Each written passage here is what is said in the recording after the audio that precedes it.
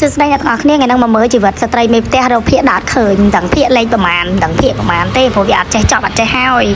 និយាយពីថាគិតអីធ្វើនឹងភ្លាមហ្មងអត់ចេះចាំអត់ចេះប្រចាំពីណានិយាយរួមទៅខ្ញុំតាំងពីដើមមកបដ ாய் ខ្ញុំគិតអីខ្ញុំចង់ធ្វើអីគឺខ្ញុំធ្វើនឹងហើយសម្បីតអ្នកផ្ទះខ្ញុំក៏ដែរគាត់អត់ដែរខាត់ខ្ញុំនិយាយរួមទៅគាត់ងាយប្រឆាំងនឹងការចង់ធ្វើរបស់ខ្ញុំអញ្ចឹងហ្មងគាត់តែងតែបើយើងធ្វើអីយើងសប្បាយចិត្តគាត់ឲ្យយើងធ្វើ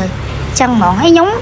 គ្មានគិតច្រើនណាហើយត្រូវដល់ពេលអញ្ចឹងបានដៃបដ ாய் ចូលយកបដ ாய் ហ្នឹងបើបានគេអត់មាត់អត់កោអញ្ចឹងផងមីនេះចាប់ដើមបដ ாய் កាប់ហែងខ្ទេចដើមកត្រង់បងប្អូនអាហ្នឹងគេហៅថាដើមកត្រង់តែកាត់ហ្នឹងក៏ស្នេះដែរវារៀងខ្ពស់អញ្ចឹងវាបាក់បែអញ្ចឹងណាអញ្ចឹងយើងកាត់មកឲ្យវាទៀបទៅពេលខែភ្លៀងមកវាចូលខែ4ខែចូលឆ្នាំហើយវាចាប់ដើមភ្លៀងអញ្ចឹងវាលាស់ត្រួយមកវិញហើយអញ្ចឹងឆ្លៀតនឹងកាប់ឲ្យស្ដាយត្រួយហ្នឹងយកទៅស្លកកោដល់ពេលអញ្ចឹងហើយក៏បេះត្រួយហ្នឹងតិចមកបេះត្រួយហ្នឹងបងប្អូនខ្លះអត់ស្គាល់ទេត្រួយកត្រង់ហើយខ្ញុំនេះខ្ញុំចូលចិត្តណាត្រួយហ្នឹងស្លកកោលបហា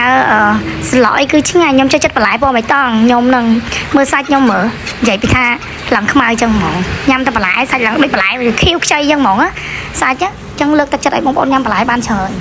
មែនចូលចិត្តឲ្យបងប្អូនអត់មានលុយទិញរបស់ណាល្អល្អអញ្ចឹងយើងញ៉ាំបន្លែជុំវិញផ្ទះទៅត្រូវអត់វីតាមីនយកតាណាមកអស់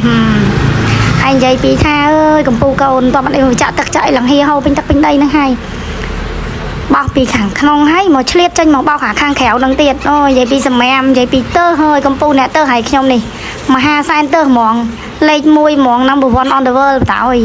ប៉ុន្តែហើយរវល់ហត់តែខ្លួនឯងហ្នឹងហើយតាមផ្លូវហ្នឹងនិយាយពីថាបោះលូកខ្សែចឹងហ្មងបានតែអីចិត្តខាងឆ្កែគាត់ប៉ុនពំសម្រាមផងគ្មានខ្ញុំនេះប្រកែណាខាងនិយាយរួមទៅធ្វើទៅតាមក្រោយឆ្កែអីហ្នឹងបតើហ្នឹងហត់ចង់ដាច់ខ្យងមកអើយលោកឯងលោកផ្ដាំអីចិត្តខាងផងបតើឆ្កែបតើអីផងពិបាកណា